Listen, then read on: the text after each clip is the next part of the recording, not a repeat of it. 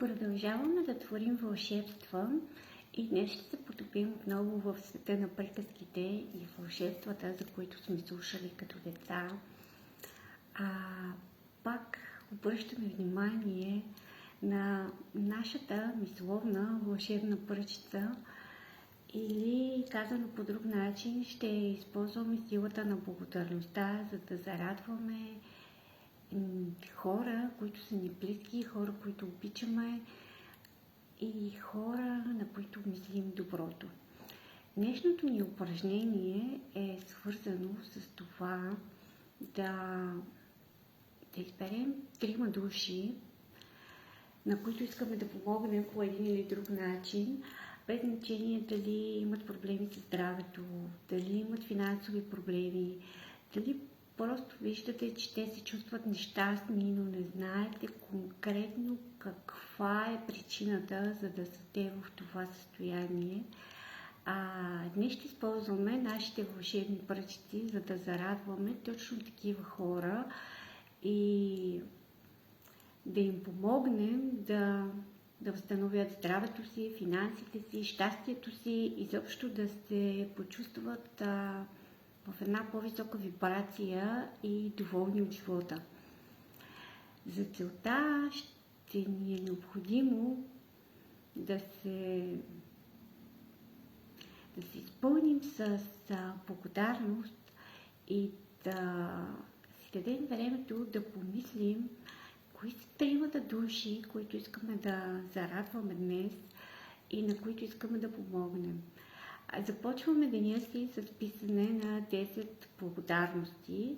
Пишем защо сме благодарни и когато четем благодарностите, след всяка благодарност казваме 3 пъти благодаря. После избираме 3 души, на които искаме да помогнем да възстановят щастието, здравето и финансовото изобилие в живота си. И е хубаво, ако имаме снимка на тези хора, да вземем снимката за това упражнение. Самото упражнение се състои в това. Взимате снимката на човека, който сте избрали да започнете упражнението, затваряте очи, държите снимката в ръка, затваряте очи и за 1 минута си представяте, примерно ако този човек има някакви проблеми с здравето, си представяте как той вече е излекуван и за да може да засилите енергията на усещането и за да може да си го представите наистина реално, да видите този момент, в който той вече е добре, е хубаво да включите и себе си в тази представа. Какво имам предвид? Смисъл, ако имате близък, който е болен и искате да се възстанови, просто си представете как той ви се обажда или ви казва, че вече е здрав и с него всичко е наред. Стойте така 1 минута с затворени очи и си представите тази ситуация. Просто усетете енергията на тази ситуация. Усетете себе си как бихте се почувствали, когато получите тази новина. Изпитайте тази радост и този възторг от новината.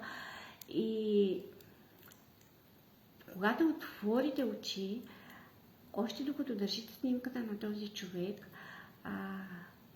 кажете на глас благодаря, благодаря, благодаря за възстановеното здраве на името на човека или за възстановените финанси, за възстановеното щастие, според това с каква цел правите самото упражнение. И така отделите по 1 минута и на 3 души, които сте избрали, и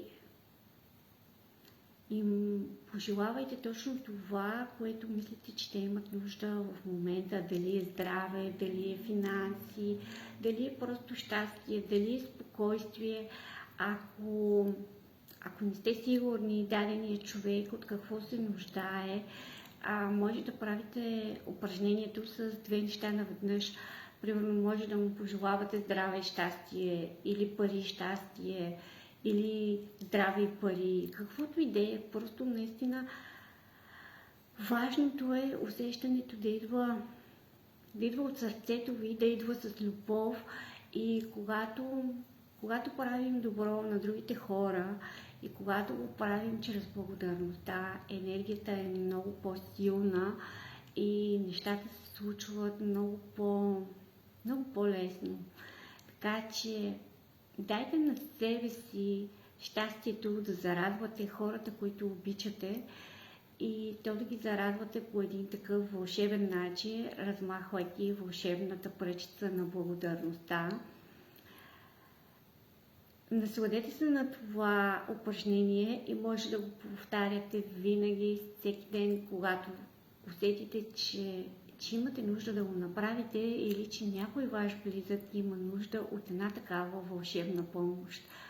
И като за финал, когато си легнете, вземете вълшебното камъче и благодарете за най-красивия момент, който сте имали през този ден.